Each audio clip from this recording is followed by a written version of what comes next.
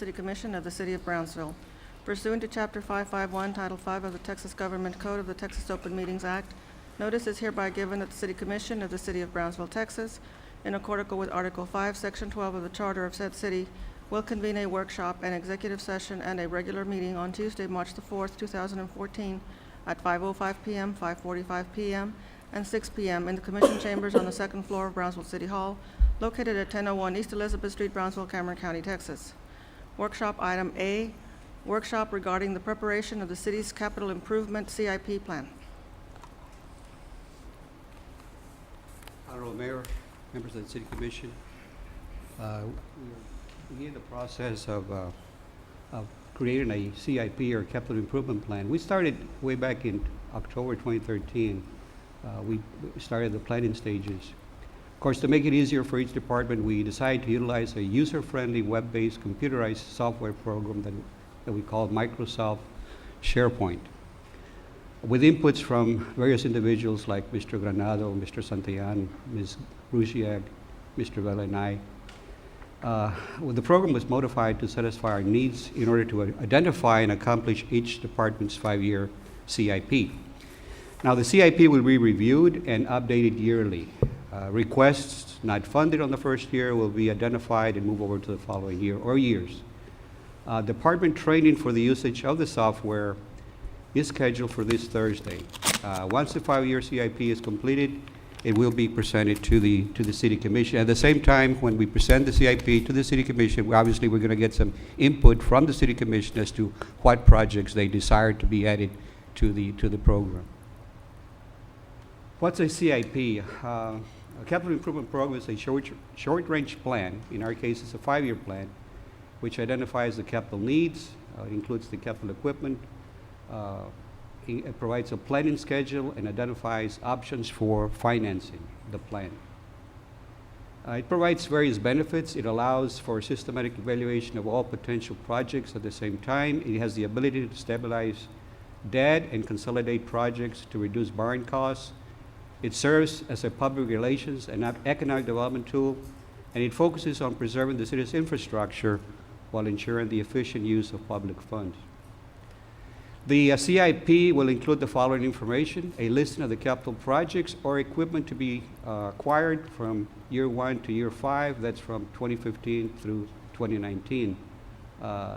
We will rank the projects in the order of priority, or the ones that are most needed. The plan of financing obviously can be used. There are several financing tools that we can use. We can use general obligation bonds, where we take it to the voters. There are, that we've done in the past, certificates of obligation. Doesn't require voter approval. We've issued tax notes in the past. We've did some of the funding, or to pay off some of the debts through user fees, service fees. And most recently, we're using the airport's PFCs to pay some of the debt that was just recently issued for the airport. That's the passenger facility charges. Of course, we also used the CDBG in the past, and that was for the linear park. This is an entitlement. It's not necessarily a grant that we went to the City Commission. We got funding for that. We can use federal and state grants. In the past, we also used sales tax revenues from the JBIC, and in this case, they went ahead and we borrowed $6 million, and through the sales tax from JBIC, that debt is being paid off. We also have the BCIC certificates of obligation that was used for the sports park, and of course it will also have justification for each project. As we move forward, we always look at the property tax. What is the property tax going to do when we start borrowing money? And for instance, in 2014, the allocation for debt service out of the 70 cents, 23.39 was earmarked for debt service, and 66 was for the general fund. On the far right of this particular slide, it shows the tax rates from 2005 all the way to 2014. In 2012, we increased the tax rate 6.5%. It went from 65 cents to 70 cents. It's been more or less the same rates for the last few years.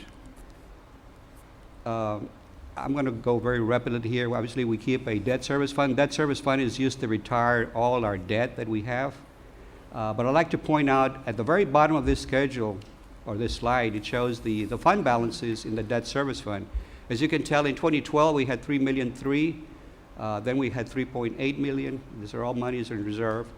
We went ahead and used some of that excess funds that we had in 13, and we reduced for 2014, and so as a result, our fund balance estimated for 2014 is $2.080 million. And the reason why we did this is we allocated, since we have the same tax rate, we allocated more funds, or more of a tax rate, to the general fund, and we reduced the debt service rate. And the reason for that is that we did have some available funds in the debt service fund that we were able to use this, and as a result, we went ahead and balanced the general fund budget. As you can see here on between the general fund and debt service, the rates between each year, it has been growing in the general fund, 43 in 2012, then 44, 45, and almost 47 cents in 2014. Again, the tax rate remains the same, but the distribution between the debt service fund and the general fund changes every year. As we move to 2014, we know that we went ahead and used some of that. We reduced the tax rate for debt service. We know that in the future, we're going to have to raise that rate for debt service. We made an estimate as to how much money it would require out of our tax rate to pay $10 million. If we were to issue $10 million today, we would increase the tax rate for debt service at 1.3 cents. This is the general fund. General fund is, as you can tell here, our fund balances have grown. We are obviously putting more money into the general fund. As you can see, property taxes, $23 million in 12, $25 million in 13, and $26 million in 14. We did have a growth in the tax roll, about 3%, but we also allocated more money from the tax rate to general fund operations. What have we done since 91? We've actually had three elections that I can recall. In 86, we had a bond issue. We had a bond issue in 91, and we also had a bond issue in 2001. Since then, we have issued $224,273,657. And that was, on the general obligation bonds was for 91 and the 2001 bond issue. And then we had $158,785,000 in COs. And we also had some tax notes of $2,065,000. This survey, or this analysis, shows the property tax rate all the way from 91 to 2014. And it also has the tax rate and the growth in the tax roll by year. We had very slow growth in 2010, 2011, 2012. We saw an increase in 2013 and 2014. But if you go in the past, we had some very nice growth. For instance, in 2002, we had 12.03 as far as an increase in the tax roll. We also saw in 2005, we had an increase of 12.19, and then 15%. That was a tremendous growth in 2007. And as you can see later on, when the recession hit, the growth was not as strong as in the past.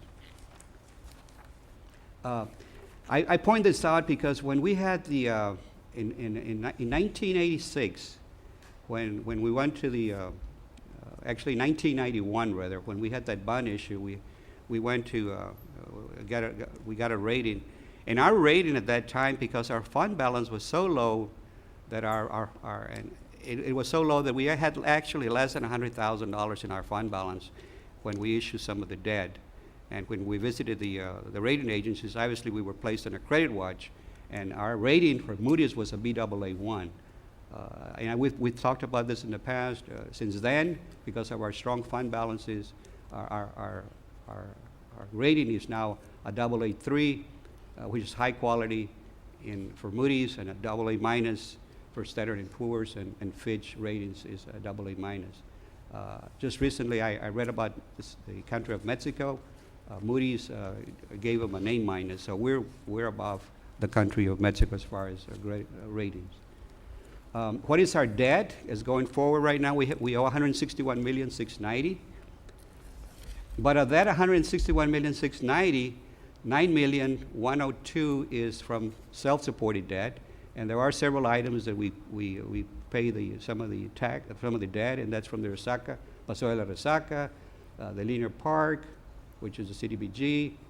We have the BCIC Sports Park, the airport improvements that's being paid by JIBIC, and then most recently the airport extension that's being paid out of the PFCs.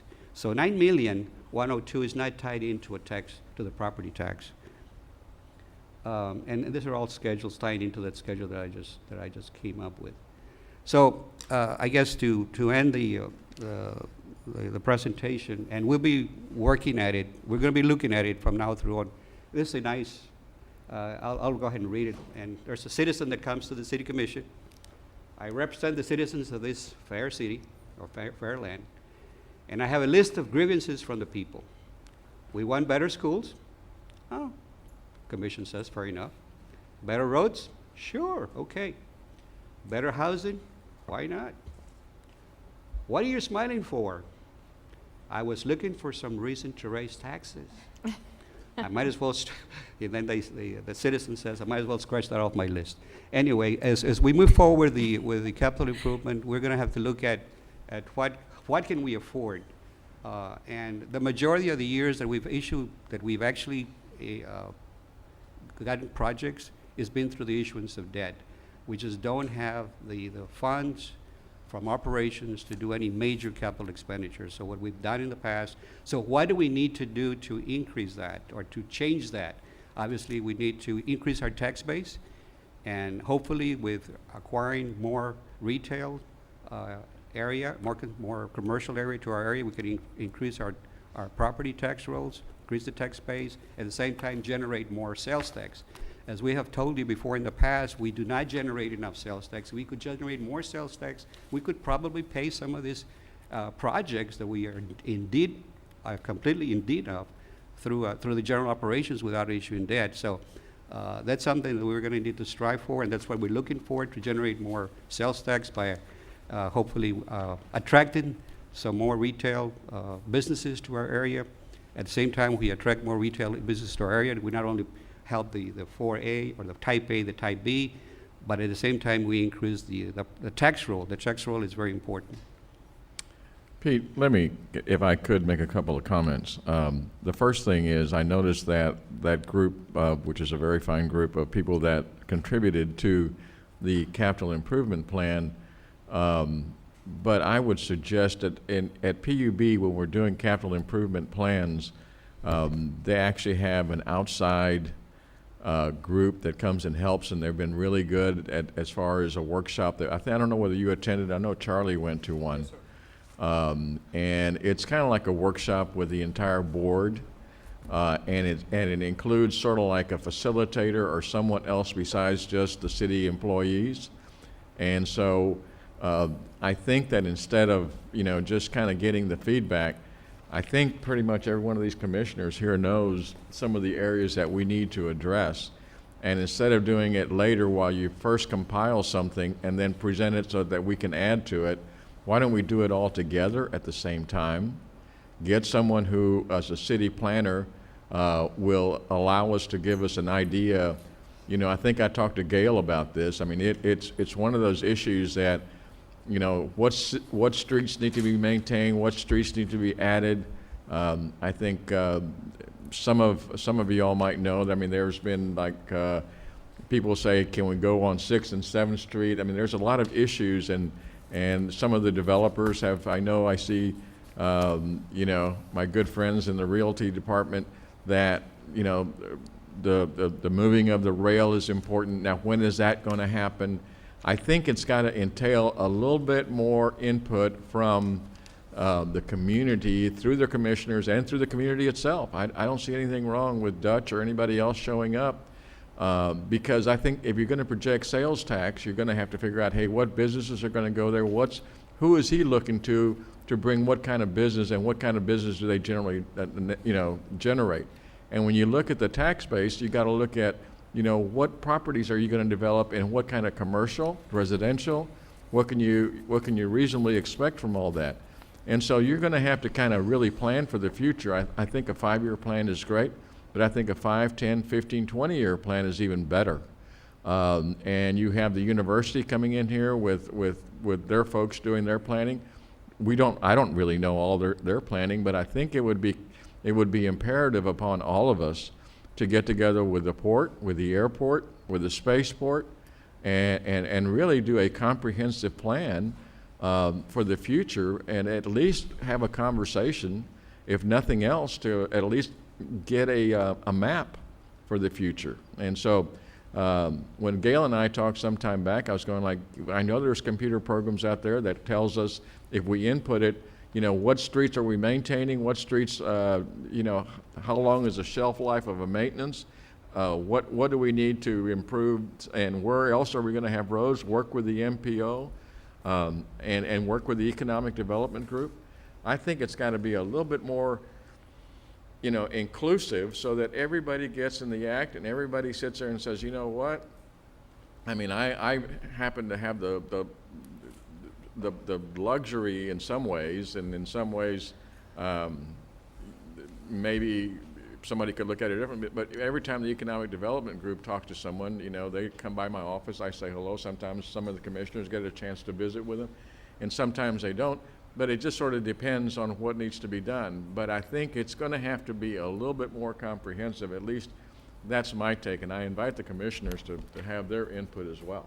Well, I would say that as a commissioner, it's very hard to be presented with a document after it's already done and understand or even be able to comment in many cases, because I have no insight into how the document was derived. So I agree that rather than be presented with a document after it's done, I would favor being involved in the creation of the document, because otherwise it's not fair. It's not fair to the people. It's not fair to the commission to be able to have a reasonable, intelligent comment about that. And the future is different now than it has ever been before, with all of the things that are happening here. And I feel that we need to do it That's our a plan. bit differently. That is our plan. We don't want to come in just asking you, okay, with one meeting, this is it, approve it or disapprove it. We certainly want to have dialogue between us and the city commission and somebody else. If it's a committee that you want to set up, that's But certainly. what you I would- said was, Yeah, I'm sorry, sorry, go ahead. what I heard, maybe I heard it wrong, you said you were going to finish the document and then present it to us for approval. I'm saying that we need to be involved with the creation of the document to begin with. And I would suggest, and I don't mean to be impertinent in any sort of way, but you have some great resources in this town. I mean, you have an economic development group with a great executive committee and a great board that deals with a lot of issues. I would suggest you reach out to them and see if they would like to kind of have any input as to what type of industry they're looking to attract. And now that you got that 550 industrial corridor, I would suggest that you'd get together with Bruzak and Fernando and Leandro. They're running a great shop out there. They're the second lowest utility company. The rates are the second lowest in the state of Texas, probably in the nation. They are very well organized, and they have some good groups that could help us as well. And a lot of times I work through them to try to see how they can, give us little hints from Heloise, if you would, so that we can kind of, not have to incur a lot of expense for additional consultants, but because once they get into that group saying, listen, I do the same thing with the college. Hey, they're already paying you good money over there. I'm just trying to hang on for a little bit of it and just, charge me just a little bit, and let's add to the conversation. And I think it's a good way to go about it. But I would get with Charlie, and I would get with John Bruzek, and I would get with Jason and Gil out of the Economic Development Group. Maybe talk to Keith Ewells. I mean, let's bring a conversation that's active, and let's do it now, if you would, so that we don't have to go back and, let's say, reinvent the wheel at a later date. John, I think you wanted to say something. No, I'm just agreeing with everything the mayor has said. That way we don't down the road realize we left something important out. So I'm in 100% agreement.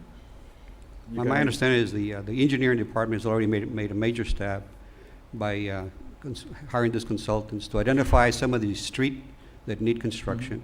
It's a $200,000 study, and my understanding, I know Jeff is not here, but he has seen the project, he's in the program. It identifies, with a video, it identifies some of the needs that we have, and of course the majority of the needs that we have in the city is the streets. The majority of complaints that we get in our office, in my office, is streets. When are you gonna do my streets? That's the number one complaint that we get. And we've already started that. We already have that in motion. It's gonna be expensive.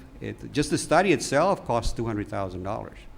So just a comment that I like, certainly like The to study is mention. just finishing and we're fine tuning it, but we should be able to Well, offer a presentation. I understand what you guys are doing. I'm telling you, the conversation ought to be inclusive of all these wonderful folks that you got sitting here, not doing something autonomously and then bringing it before the commission. You know, you have to understand, you have to open your doors to everybody. There's a lot of great folks that are sitting out there that have a lot of great, needs and wants and desires, and they want to hear their voices out there. Streets are important because that's what gets you from one place to the other, but we're riding a lot of bicycles.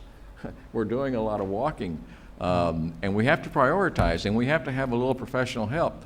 I mean, I could pretty much, take a look at go walk down the streets, and I can tell you which ones need help. But it's just like you said, we can't afford to do everything at the same time. So we have to figure out which is the last street that we worked on. If we haven't worked on the street for 20 years, maybe that one should take priority. Are we looking at the east over there in that side of town? Are we looking at the west side of town? What are the possibilities, or what do we do, and how do we not let those things get behind? And again, I'm not being presumptuous that I know how to do this. I'm just saying that it needs to have an open conversation with as many people at the table as we can possibly hear, so that we get a better view of this whole deal, as opposed to being, handed a document to comment on afterwards. I would suggest that we allow this commission to get involved from now. And I agree with everything that everybody has said, but also from city staff's perspective, they have actually done more than their fair share in pushing these projects forward. I believe I'm the only one that's seen the study, or the preview of the study that they're talking about, and it is a very extensive and elaborate online database that requires for them to learn completely new software. I just saw this last week, primarily because I was nagging, and they finally said, okay, here it is.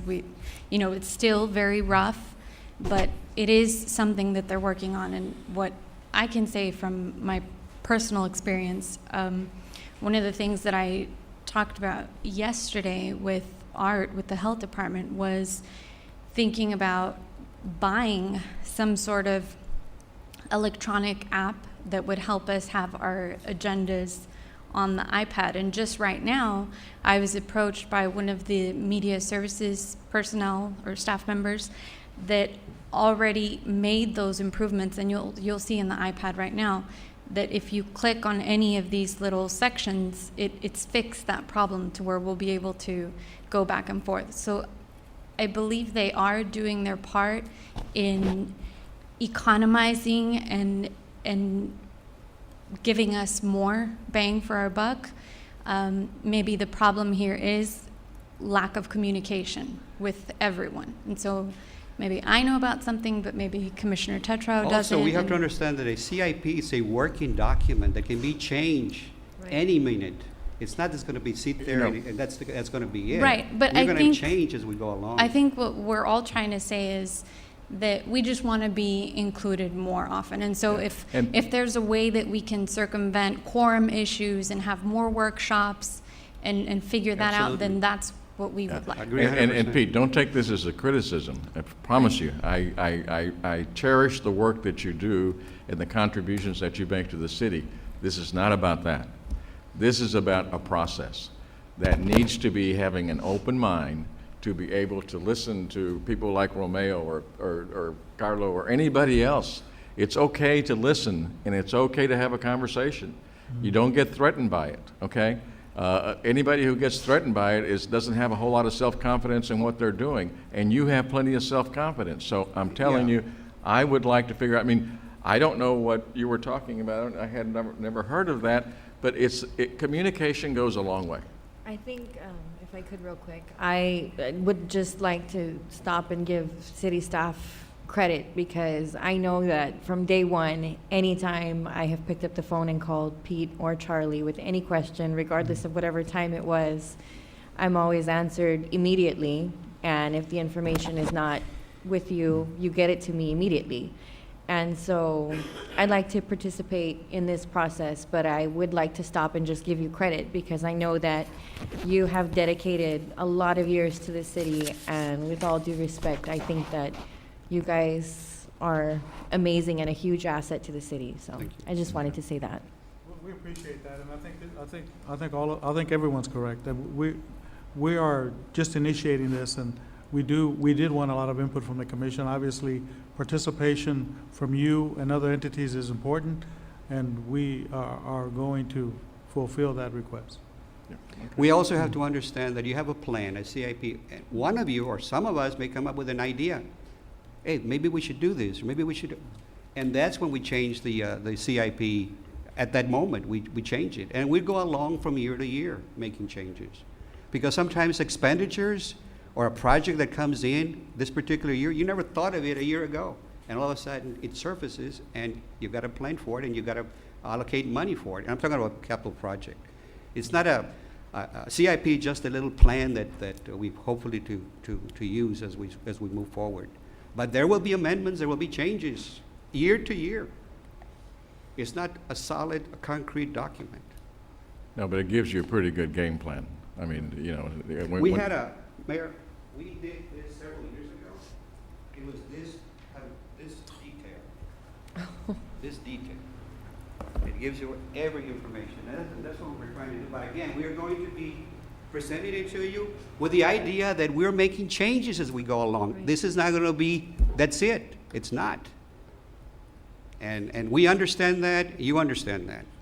yeah, well, you know, we won't belabor the point, but suffice it to say that I think it's imperative that we communicate. And the second thing is I think we need to involve everybody. And let's get it started with a process with everybody that, you know, is bringing something positive and productive needs to be at the table. Do we go to B? Thank you, Pete. Thank you, Pete. Thank you, sir. Item B, presentation regarding the bike initiative. I think that's going to be tabled. They weren't quite ready with that, so it's being, I believe it that's needs to be Table? postponed. We'll table that, Mayor. Okay, thank you, Charlie.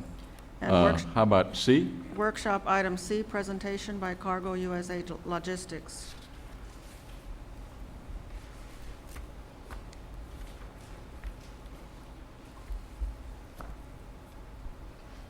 Good afternoon, Commissioners, Mayor. Wanted to bring awareness to a group called Fastport Matamoros Brownsville. It's a group of companies that have gotten together, freight forwarders, US brokers, truckers, et cetera, and basically wanted to show you how they see Brownsville. You know, how we see it now, what are we doing, you know, tomorrow, and also the future. And that's what I'll be presenting.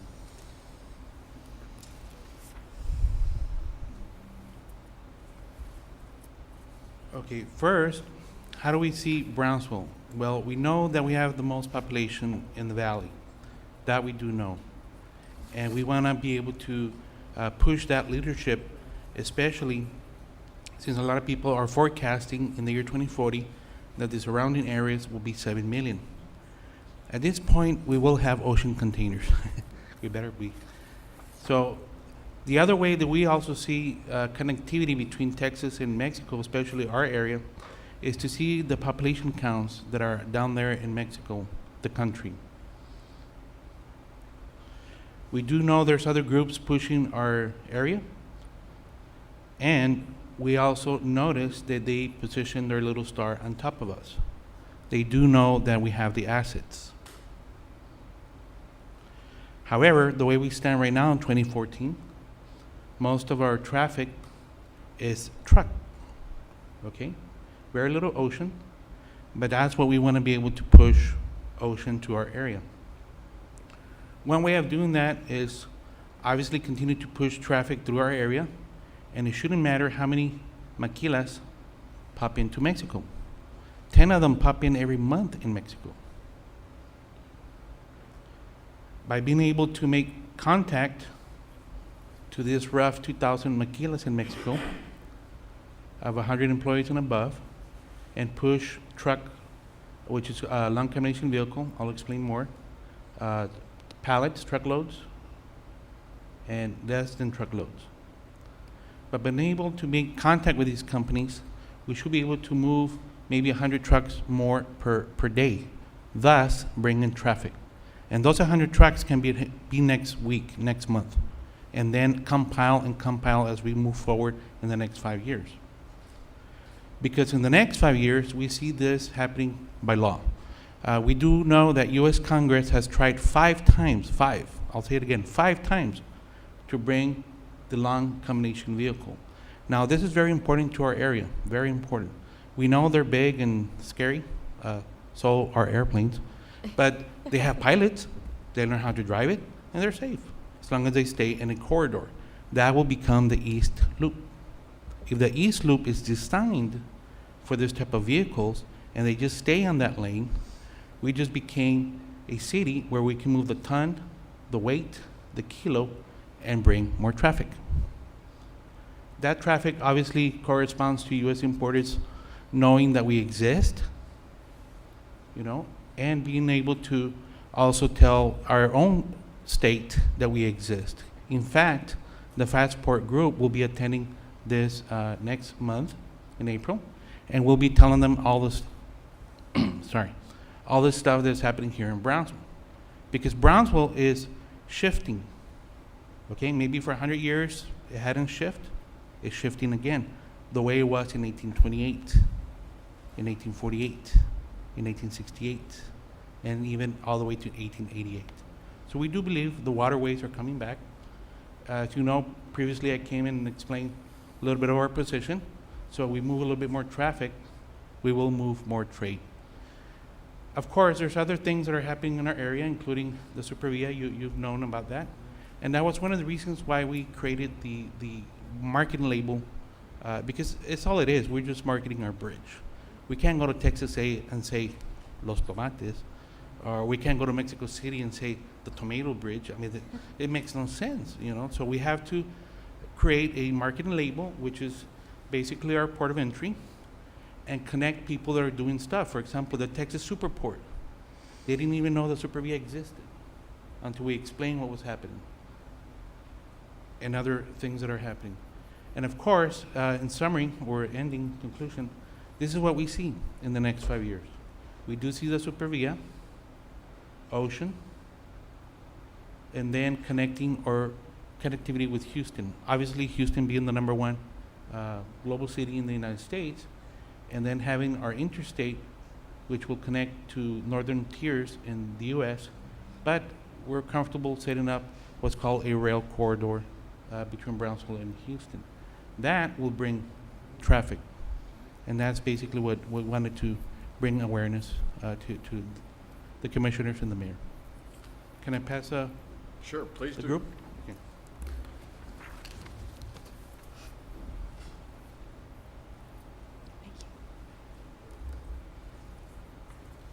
Thank you. Thank you.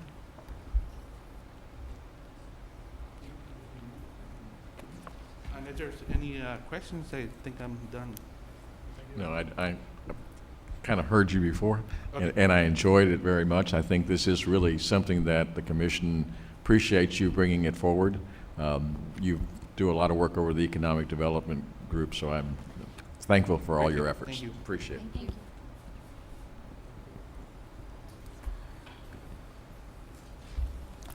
Executive session, item A, consultation with attorney pursuant to section 551.071, parentheses 2 of the Texas Government Code on a matter in which the duty of the attorney to the governmental body under the Texas Disciplinary Rules of Professional Conduct of the State Bar of Texas clearly conflicts with the duties under Chapter 551 of the Texas Government Code and Section 551.072 of the Texas Government Code to deliberate the exchange, lease, or value of real property.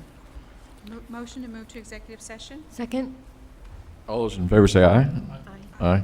Motion carried.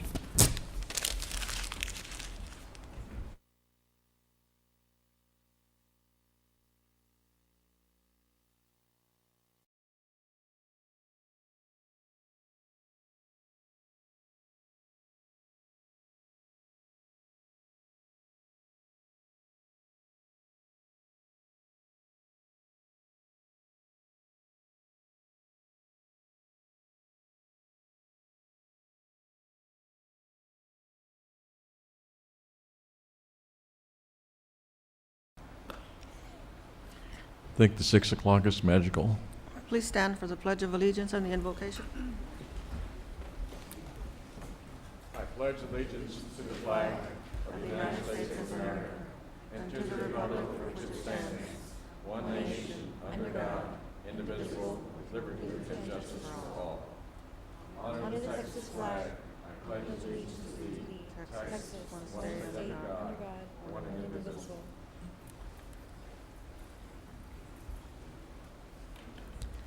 Let's pray. Father God, we thank you for this nation and the way that it was designed. We thank you for the privilege to vote, and we ask you to lead and guide each of the voters as we finish today. Lord, we ask you to lead the elections administrator and every person working the election and working the polls. Help them tonight as they tally the votes, and let it be accurate and complete. Lord, I ask you to lead and guide our leaders here today. Lead and guide our mayor and commissioners in the decisions that they're making for this city. Lord, we thank you for your leadership. We ask you for a spirit of obedience in each of us. In the name of Jesus Christ. Amen. Amen.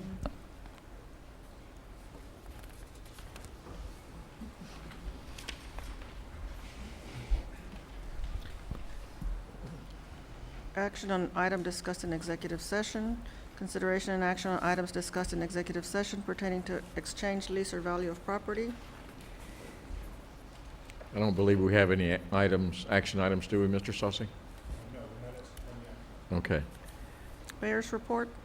Yes, I'd like to take this opportunity. I think 2 weeks ago, before we started our celebrations of Char Days and the air show, I want to be sure and let everybody know that all the events that we had were extremely successful. It was a great time. The weather cooperated for most of us who are kind of shivering a little bit here. We got out just in the nick of time with those celebrations. So I wanted to shout out to every citizen of Brownsville, whether they participated or not, to thank them for at least encouraging others to go to all of these functions and activities. I wanted to have a special mention to the Mr. Abigo Association, the Sombrero Fest, the Char Days Inc., and as always, I think I want to have a special thanks because they helped me get a lot of things done along with all the commissioners who were participated in the parade, and I thank you guys for doing that. But the city police, city employees, guys, another wonderful job. This is my 3rd year as mayor, and every year you perform admirably. So kudos to you guys. Orlando, great work with all your police staff. I think that we're more than appreciative of that effort. So thank you again. The second thing on my mayor's report, and this is more of a public service announcement.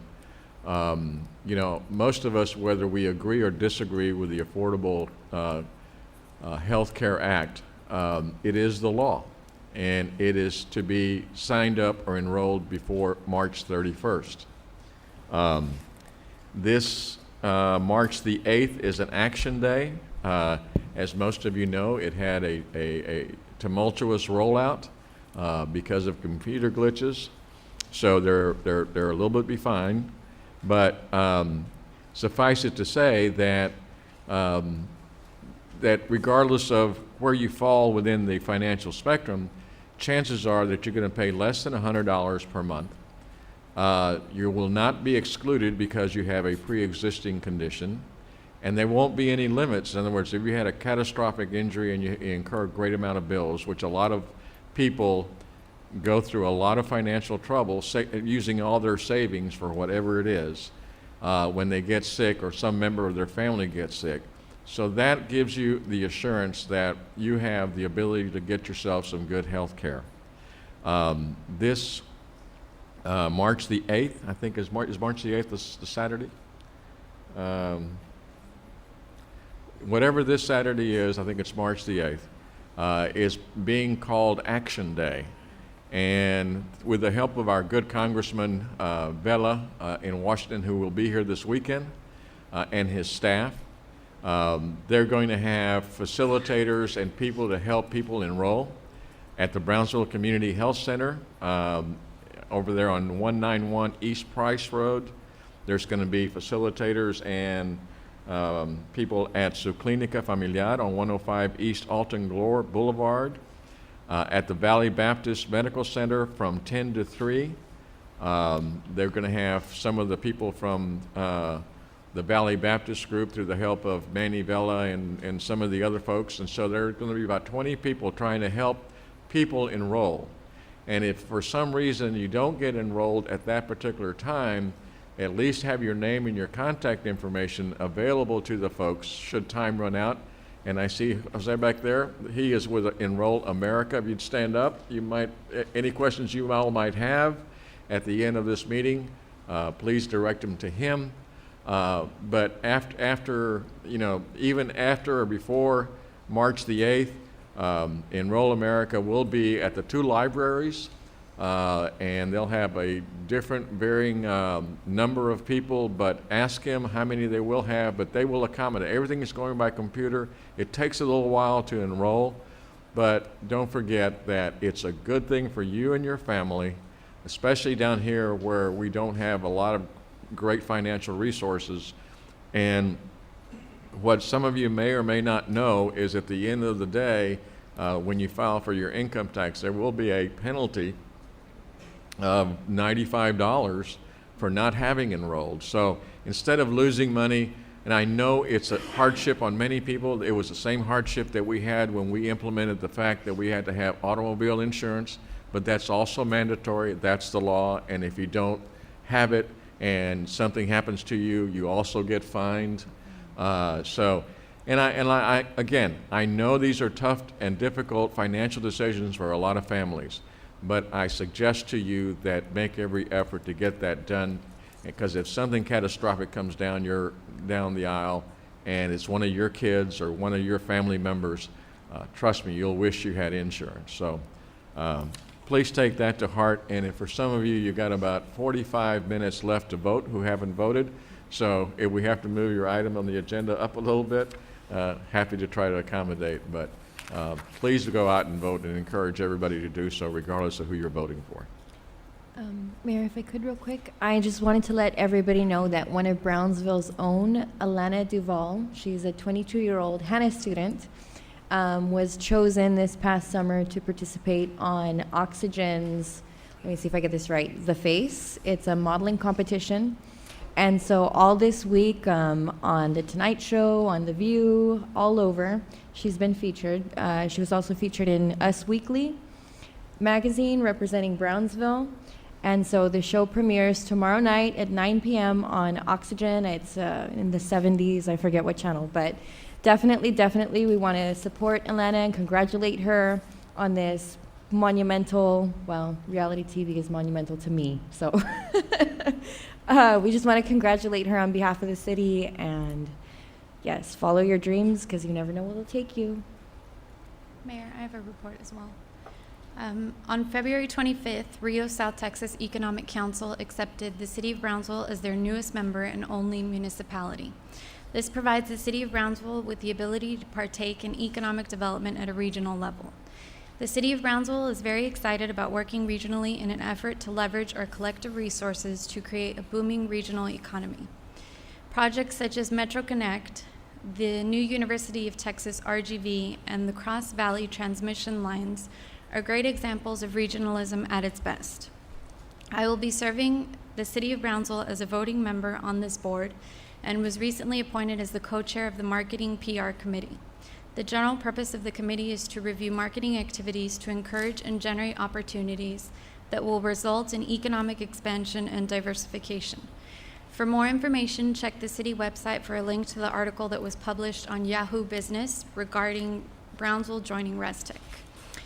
Also, Resaca Middle School in Los Fresnos was recently awarded the Verizon Innovative App Challenge. They were one of the 8 schools that received the Best in the Nation award. The Verizon Innovative App Challenge is an exciting, creative, and collaborative competition that offers $20,000 grants for winning middle schools and high schools, and Samsung Galaxy tablets for students on the winning teams, and a trip to Washington, D.C. This contest was designed to ignite students' interest in science, technology, engineering, and math, STEM. The challenge shows students exciting new possibilities for their futures, opening doors they may have never known were there. Their unique app, Hello Navi, was created to assist blind or visually impaired students in navigating their school building. Congratulations to the students and their principal, Asael Rubalcaba, for receiving this award. And finally, AFLO's Leadership Academy groundbreaking was this morning. Commissioner Vasquez and I were in attendance, and I shared a few words on how this new development would greatly improve the city of Brownsville. This $20 million state-of-the-art campus is designed to embrace and represent the healthy body, prepared mind philosophy. The new campus will be located on Pablo Quisel and will have grades pre-K through 9th. Thank you, Commissioner. Appreciate it. Good job. Anyone else? Go ahead, John. Yes, Mayor. I just wanted to let everyone know that last Friday, our police chief invited me to join him in honoring one of our, I guess, temporary citizens. She's a winter Texan from Canada, Mrs. Pat Reed. She visits us over at Riverbend for 6 years out of the month, so she calls Brownsville home for half of the year. And she goes above and beyond in serving our community, serving the less fortunate, helping our police department, wrap gifts, feed the hungry, and I mean, that's just a very short list of what she does. But the chief invited me, and I want to thank him again for doing so. The folks out there had a party. It was an Elvis theme, and it was a lot of fun. Unfortunately, I couldn't stay, but I want to thank the chief, the fire chief, and all the staff, all our city management, for improving the services out there, and thereby improving the relationship we have with our residents out there. I know in the past it's been a little bit rough because they're a little bit far away from the core of the city, but services have improved drastically, and that was staff on their own, not me having to do anything with it. But I'm happy to facilitate anything I can. But thanks again, Chief, for including me. Very well. Very good. If not, we'll go on to proclamations if no one else is. Proclamations, item 3, Bus Driver Appreciation Day.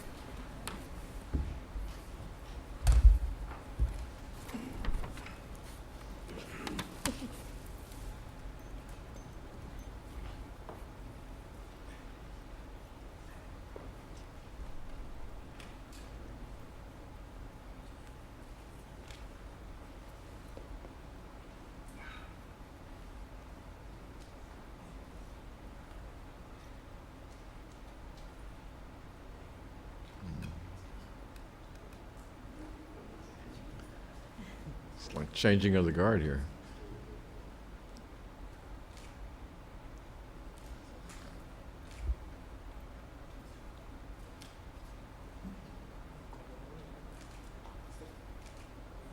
Do you want me to read it, or is Jessica going to read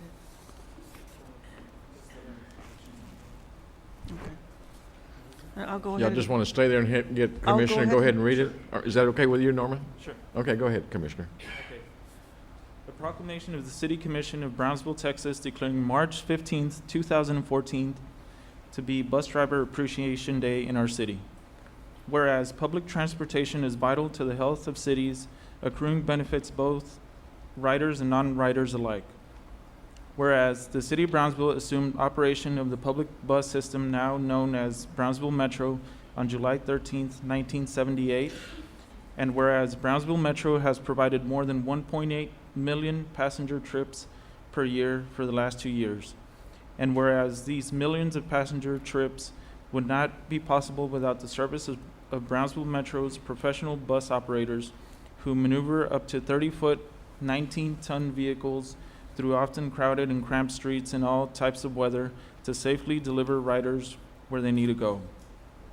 Now therefore, we, the members of the City Commission of the City of Brownsville, Texas, by virtue of the authority vested by the charter of said city, do hereby declare March 15th, 2014 to be Bus Driver Appreciation Day in our city, and encourage Brownsville Metro passengers to recognize and thank the dedicated professionals that operate our buses. We further urge all our citizens, whether they use the bus or not, to make themselves more aware of the great value of public transportation in our community. Done on this 4th day of March 2014, signed Tony Martinez, Mayor, and the City Commission. Congratulations.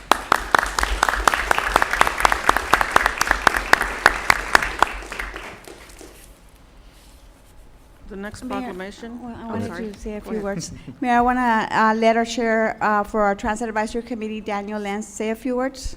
Sure. Honorable Mayor, City Commissioners, it's a great privilege to be here on behalf of Brownsville Metro and been able to serve for the last 6 years on that committee and be here to show appreciation for our bus drivers. You know, one of the most underappreciated jobs and sometimes most underpaid jobs is that of a bus driver. And yet it is one of the most important jobs in our community. After all, they are tasked every day with the safe transportation of the most important commodity, our people. So I'd like to take a moment just to thank you, Honorable Mayor and Commissioners, for this proclamation, recognizing them and showing the community's appreciation for them. And on behalf of Brownsville Metro Advisory Committee, the Brownsville Metro Administration and staff, we say thank you to our bus drivers. Keep doing what you're doing. It's not a job everybody could do, and take pride in what you do. And Thank you. the commission would also like to thank you for your service on this particular committee. Thank you very much. Really quick, also in celebration of this day, Brownsville Metro will be hosting a community event at La Plaza at Brownsville on Saturday, March 15th from 2 p.m. to 6 p.m. We'll have activities, giveaways, promotions, etc. And you're all welcome, and so is the public, again, whether they use public transportation or not. Thank you. Good. Well, thank you. Next proclamation is the Downtown Lions Club of Brownsville and the Lions Club of Texas. Guess nobody's here. Do you want to proceed to the next item? Yeah, let's see, next time when they show up so that they can at least be present when we Okay. do this. Is that okay with you, commissioners? We can just Okay. move it over to the next meeting. Item 4, Employee of the Month. Mayor, members of the commission, please help me welcome the Employee of the Month for March 2014, Imelda Trejo.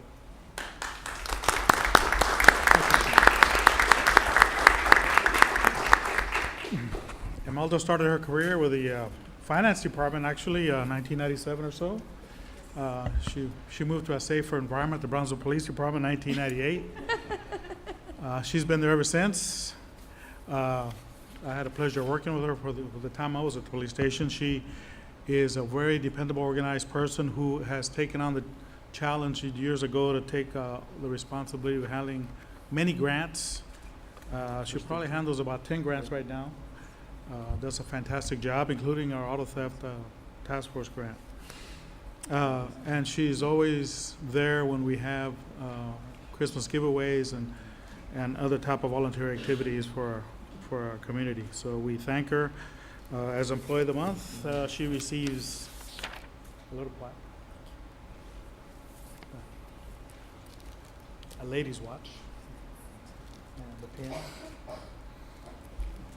And of course, she is eligible for our Employee of the Year at our banquet in December. So congratulations, Imelda, and she's got a few words with the commission. Good evening, Mayor, Commissioner. First of all, I would like to thank City Manager and my boss, Fernando Rodriguez, and also the commanders, sergeants, lieutenants, and all my staff from sworn and civilian who make my job a lot easier.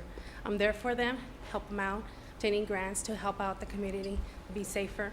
Like Mr. Cavalier said, I also work a lot of the other activities, forfeiture, state and federal forfeiture, to bring in money to buy equipment for our officers to make our community a safer place. No nervous. I am very humbled to receive this award. Next month will be 17 years since I've been with the department, and hopefully I'll stick around another 17 years. Wow, if possible. thank you. I love my Appreciate it. job. I wake up every day ready to come to work. Wow. Big round of applause here.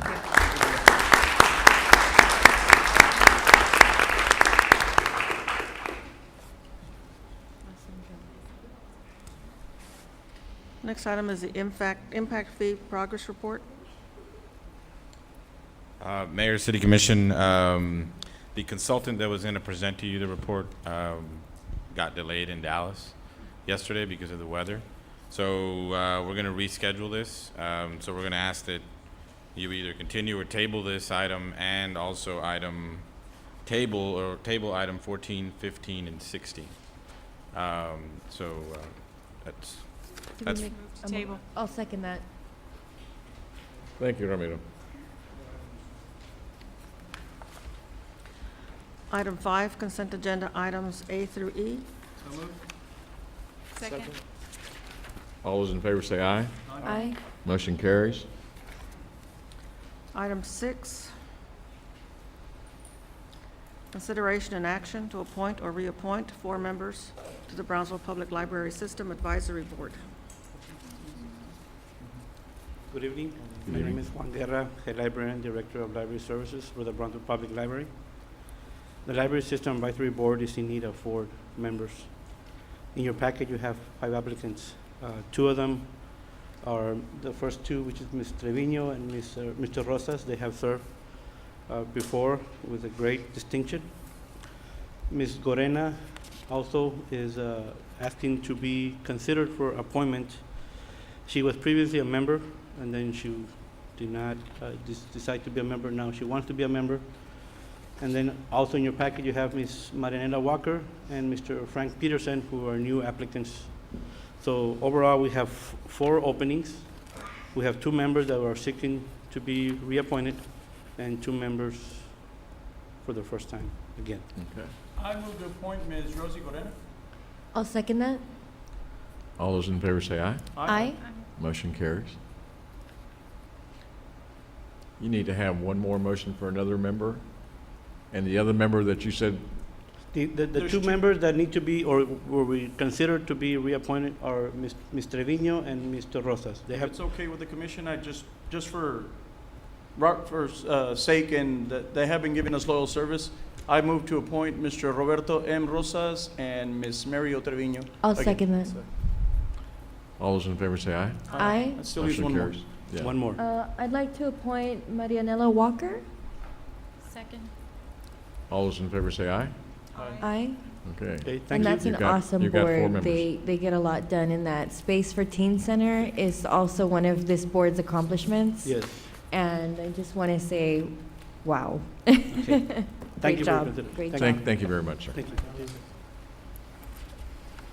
Item 7, public hearing and action on first reading of ordinance number 235-2013-905-CO to rezone from general retail classification to medium commercial G for 80 acres out of Espiritu Santo grant located near FM 511 and Old Port Isabel Road. Mayor, City Commission, this was, is it working? Oh, yeah. This is 3 cases that were tabled a while back at the request of the commission to relook at how we were rezoning this area. As you can't see in this area, but this is the 550 loop corridor that has been recently built. And this is an effort to protect this area from going anything but commercial and light manufacturing, which is in agreement with the plans of the Port of Brownsville that own the property that borders this area, in agreement with the 550 corridor and what that is supposed to be, which is supposed to be a heavy type of industry corridor. So we asked for your support. P&Z supported, like we said, a while back, but we finally brought it before you. We did all our homework, and we feel confident. So Okay. go. Any comments? Is this that item that was from the last time we had concerns with Commissioner Vasquez? Yeah. Commissioner Vasquez expressed some concerns, and we addressed all her concerns Okay. in this area. So she's seen this? yes. Okay. Okay. So- Is there anybody in the public want any comment? Close public hearing? Second.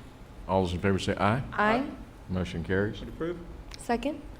All those in favor say aye. Aye. Motion carries. Item number 8. Item number 8, public hearing and action on first reading of ordinance number 235-2013-906-CO to rezone 2 portions of a 63-acre plot of land out of Espiritu Santo Grant and International Logistic Business Center subdivision located near FM 511 and Charmaine Road from general retail G classification and light retail F classification to medium commercial G. So this is once again the same case, different ordinance because there's different pieces of property. So we're proposing once again, as I said earlier, full support from the P&Z Commission and addressed all the concerns. Okay. Any comments from the commissioners? Any comments from the public? Motion to close public hearing? Second. All those in favor say aye. Aye. Motion carries. Action item. Move to approve? Second. All those in favor say aye. Aye. Motion carries. Item 9, public hearing and action on first reading of ordinance number 235-2013-907-CO to rezone 2 portions of a 255-acre plot of land out of El Jardín subdivision located near FM 511 and Charmaine Road from general retail G classification and light retail F classification to medium commercial G. It's the same one except Once a again, diff- same case.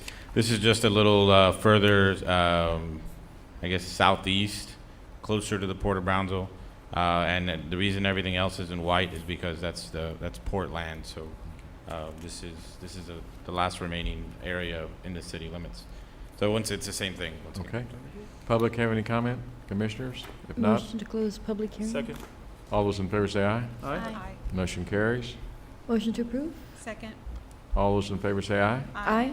Motion carries. We have one public comment. Yes, ma'am.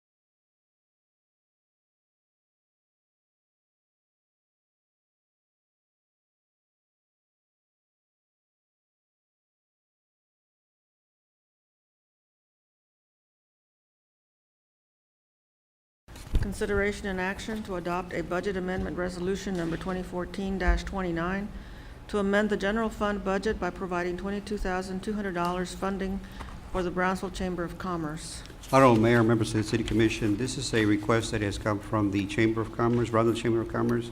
And obviously, this program is going to enhance, obviously, our sales tax. We are obviously promoting this. The BCIC has already made a contribution of $20,000. The Chamber of Commerce, the Brownsville Chamber of Commerce, is asking for the difference, which is $22,000. We do have Ms. Maria Joyner, who is the CEO of the Chamber here, in case you have any questions. Staff recommends approval. Do you want to hear for questions? I'm pretty much familiar with this program, and yeah, not that I want to cut you off, but unless someone has any questions, yeah, we're going to move to approve, or is that? Well, I just had a comment. I've spoken to, I'm sorry, I'm referring to Mr. Gonzalez. You're dipping in the general fund. This fund is going to the funding will come from the sales tax. We are anticipating for fiscal year 2014 that we're going to exceed our expectations by, right now, as it is right now, close to $1 million in sales tax revenues. Wow. And we feel very confident that this program that the Chamber of Commerce is setting up will generate additional sales tax for the city of Brownsville. And that's the reason why we wanted maybe Ms. Joyner just to go over it with you very, very quickly what this program entails.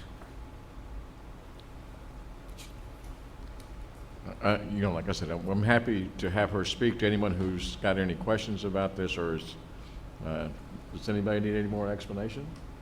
No?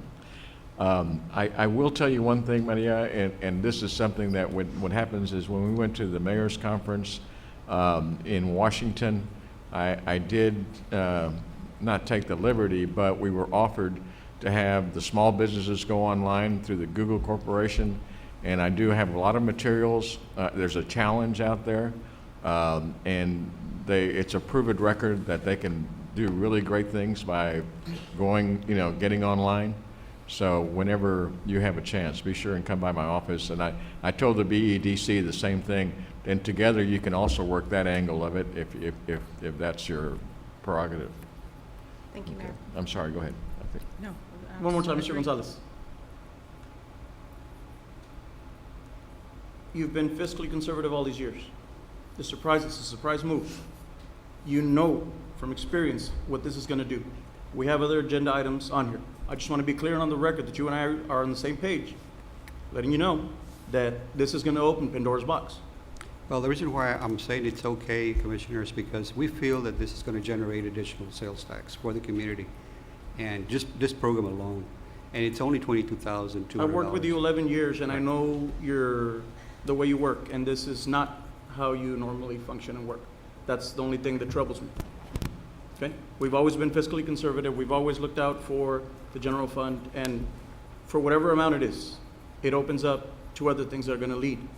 Yeah, I think in this case, Commissioner, it's sort of like an exception, because we feel that this expenditure on the long run will generate additional sales tax for the city. So every time you spend something, you're going to generate from that expenditure. We're taking from general fund. Yeah. Is there any way we can track the performance of this money, of this investment? So, Okay. I mean, we can say It's going to be Through the a chamber. difficult thing. Obviously, if you're going to have increased sales tax and you think that's what's going to generate it, how do you take it from whether it's this effort or any other effort, or whether it's this 22,000 or someone else's 20,000 from another different organization? Doesn't this have some sort of loyalty card program that we can track? That is what the program entails. It encourages people to shop in Brownsville, to keep our sales tax here in the city. And That's what it's the program free is going to all residents. We heard the presentation at BCIC. It was a very good presentation. It made a lot of sense. I would encourage you to hear it if you haven't. Okay, what's the pleasure of the commission? Do you want anything more to hear? I mean, I'm happy to listen to whatever you guys want me to listen to. If I don't hear any comments, I'm entertain a motion one way or the other. I'd like to make a motion to approve. Second. All those in favor say aye. Aye. You need one more? Aye. Motion carries. Nay? Thank you. Just one name? Two?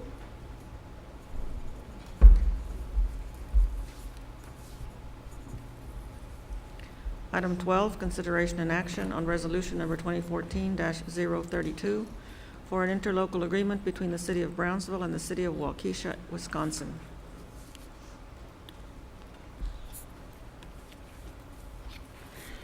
Good evening, Mayor and City Commission. The City of Brownsville is the lead agency in a joint procurement contract with Gillick LLC of Hayward, California for the delivery of 35-foot low-floor buses.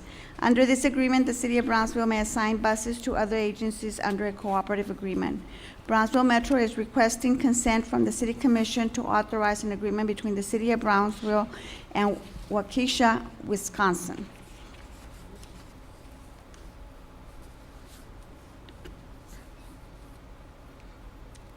I need a motion to approve. Second. All those in favor say aye. Aye. Motion carries. Thank you, Norma. Thank you.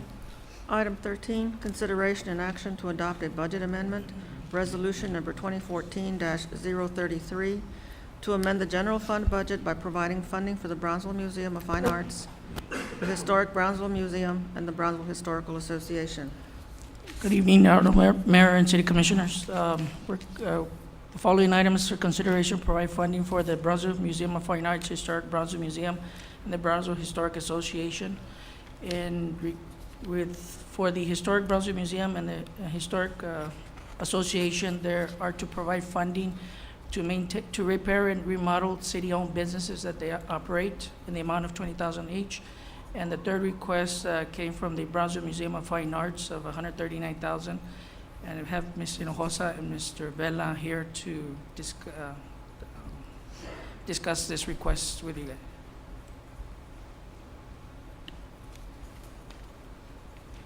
Thank you, Lupe. Good afternoon. Thank you once again for giving us a little bit of time.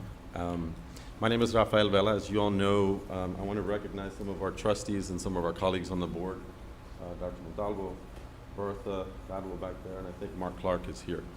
To be clear, if you can go to the next slide, our request is $139,000. The organizational chart that's going to pop up right here.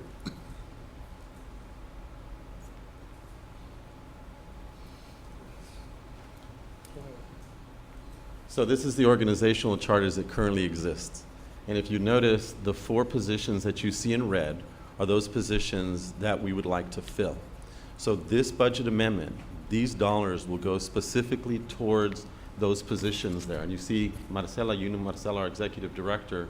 What has happened is that with the growth of the museum, and we've had thousands and thousands just with this exhibition alone, what Marcela is doing and the other employees, they're doing a little bit of everything. And so we've gotten to the point now where we expect more growth, we expect more exhibitions. And those positions, we know that we have to hire somebody to handle our fundraising. That's development. We have to have a curator. We have to have a person who liaisons between the museum and the school districts. And so those 3 positions are the main ones. We have a gift shop that doesn't have anybody to coordinate. That's a revenue stream. So these things are tied to revenue and the ongoings of the museum. If you go to the next slide, and we just have 2 slides. You can't see it very well, but we wanted to present this to you to be very clear and transparent about where these funds would be invested. You know well that we have around a $596,000 mortgage. Every month, we have to encumber or pay the bank almost $7,000. That $75,000 that you can barely see, that mortgage, that we're trying to handle on our own. We've begun the process of it's not capital campaign, it is a debt disappearance fund and campaign is what we're doing. We're at about $250,000, and every indication is that we're going to be able to satisfy that mortgage.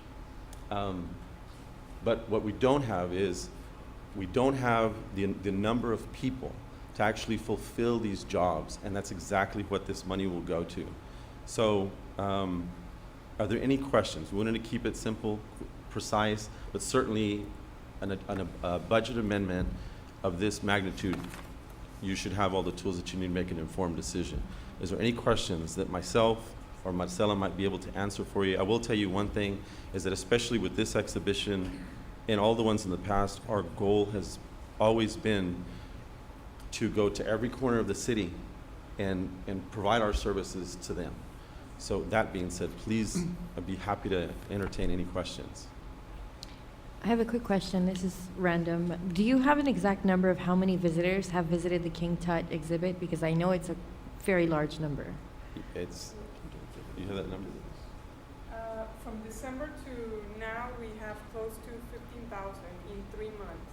It's 15, not 50, but 15, it's a lot. 15,000 is a lot of people in 3 months. Which is enormous.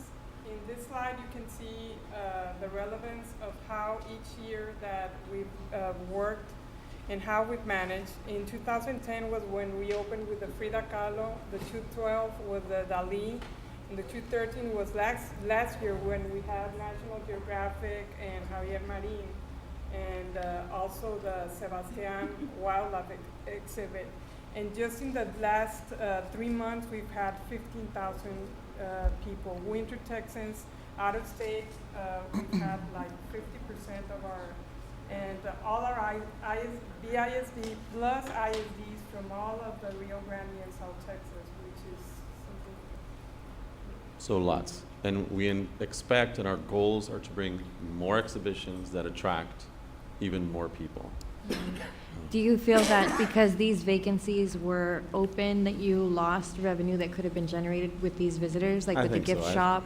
I think so. And I think we just grew very, very quickly. And she, you know, she's our executive director, curator, and those positions, I think, we're just at the point now where we're busting at the seams. I will say also, because I've been here for 7 years, well, I've been on the board now 7 years. And what we did do is we did look at our salaries very closely several years ago. So what you have now is parity. So our employees, you know, all of our employees need to be paid more, for God's sakes, right? We need to get at least to the national average and so on and so forth. But certainly we were conscientious of that. And Marcela personally has made sacrifices, but her salary and the other salaries of the employees are at line, and we did a lot of research to find out where are the comparable jobs in our community, at the other museums that are effectively doing the same similar jobs. What are those compensation levels? And we're at parity, actually less, because we'd love to be able to provide benefits and all those other things. We're just simply not there yet. So we're still kind of a startup, but our growth spurt right now, really, this investment is, the return on that investment is very, very high. And we're going to continue to do as much as we can to be a part of all those things that we saw earlier on. So we're right here. This is our annual discussion. Yes. And Marcela, the only reason I gave this any consideration was because when you first started, you worked pro bono. You worked for free. And you dedicate your endless time. You've taken away from your daughters who are in college. And that's the reason I took the phone calls that I took and the meetings that I took in honoring this. But like in past years, like we've told you, the city of Brownsville does not fund maintenance and operations. To take money from our funds to fund the operations of a center, we're opening up, just like I said in the other item, and I know I'll probably be outvoted, but it needs to be said. We are opening Pandora's box. We will. Why is it that Maribel gets 20,000? Why Maribel comes and tells us the same thing. I need money. I need this. Yet she'll get 20. We'll go at 139 with you. That'll get you what you need. But Maribel also has maintenance and operation. Priscilla also has maintenance and operation. Priscilla's leaving us. So the new person that's coming in is going to inherit this. And like I said, this is our annual discussion that we have every year. You and I have been friends a long time, and there's never been a problem. This has never been a problem. Romeo, this has never been a problem. But this is an annual thing. This is something we go through every year. And I'm just telling you, like I have in previous years, we do not fund M&O through the city money. Whatever the vote outcome is of this, you know, I fully support the museum. I fully support its growth. But to be giving 20 and 20, and then I've got to go 139 with your museum, is just not fair. And it's just not what this is about. That's just my 2 cents worth. Commissioner, we very much appreciate your comments, and let me say that I don't envy the job that you have to do daily, much less this one. But all I can tell you is that, number one, we're going to be very good stewards of this money if gifted, and number two, that it's a little bit different for us because of that mortgage right now, and it's almost like a startup. So we love the museum. Any museum enriches people's lives, but at the same time, we have growing pains unlike any other right now, and we all would be advocates for every museum, and they all should be getting 139 as well. But right now, at this stage in the life of this museum, that's what we need, and we believe very strongly that will complement the other museums, that the $139,000, even though we're getting it, is going to impact them in the same way because we all work together. So, and we've had conversations with them, and although it wasn't part of those conversations, the feeling I got was that they're supportive of this. But I very much appreciate what you're saying. I know it's a difficult thing. Just know that you have a 22-member board that is supremely dedicated to making sure this place is along for a lot longer than I'm around, 50, 100 years from now and further. And so this is a critical stage. This investment in this museum today, I think, is a critical point, just like we're acknowledging the fact that mortgage that we have to pay, we have to get that out of the way. But it's a very, very, I know that you know this. I know that all of you know this. This is a component of our community that we didn't have 7 or 8 years ago. And the things that go on there, I promise you that $139,000 will return much higher, many, many, many times higher than that $139,000. And we're committed to doing that. But I appreciate very much your comments and your concerns. Thank you, Commissioner. Is anybody ready for a motion, one way or the other? I'd like to make a motion to approve. Second. All those in favor say aye. Aye. Nay. Aye. Motion carries. Thank you very much.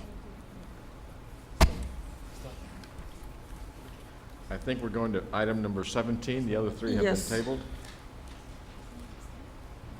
Item 17, consideration and action on resolution number 2014-034 in support of the creation of a BINED coordinating board to be made up by equal representation from United Brownsville, Imagina Matamoros, and the City of Harlingen in order to promote and plan the development of the BINED zone. Mayor and members of the City Commission, this resolution follows several events. First of all, last year we had a BINED Summit, which was hosted by Congressman Philemon Vela, the mayor and members of the commission, also Mayor of Harlingen and representatives of their government, and the Mayor of Matamoros, Leticia Salazar, was present and discussed the creation of a BINED zone. Earlier this year, the city, as well as representatives of the City of Harlingen and Matamoros, met with Congressman Philemon Vela and Undersecretary for the Department of Commerce, Walter Bastian, to discuss the creation of this binational economic development zone. There were representatives of the maquiladora industry that were present, and academic development people who were also present from BEDC and from GBIC. This resolution would basically do several things. Number one, it states the objective of the BINED zone, which is to create a competitive, integrated, and safe and prosperous international economic region, which would exist on both sides of the border. It resolves to create a BINED board to be made up of representatives of both the cities of Brownsville, Harlingen, and Imagina and Matamoros, and it creates, it defines the area in which this would exist.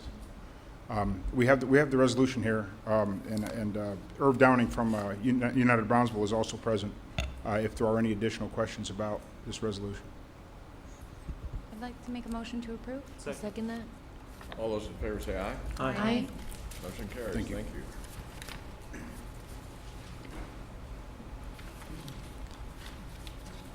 Item 18, consideration and action to award a contract for the purchase and delivery of vehicles for the Brownsville Police Department. Mayor, City Commission. In the fall of 2013, the Purchasing Department, City of Brownsville, requested bids for police vehicles, police patrol vehicles, trucks, and sedans. In October and November 2013, the City Commission authorizes to purchase 10 police vehicles, 5 trucks, which will use for investigation, and also 1 sedan for investigations. The winning bid, the lowest bidder, was Caldwell Country. And the stipulations of the bid is it's good for 1 year. That means we can ask for same price for up to 1 year. So that way we don't have to go through sealed bids again. What we're asking for is, again, 10 more police patrol cars, 1 pickup for a support vehicle, and also 1 sedan. And the total price is $408,000 and some change, and be funded through federal forfeiture fund. So moved. Second. Second. All those in favor say aye. Aye. Motion carries. Thank you. Second. All those in favor say aye. Aye. Meeting adjourned.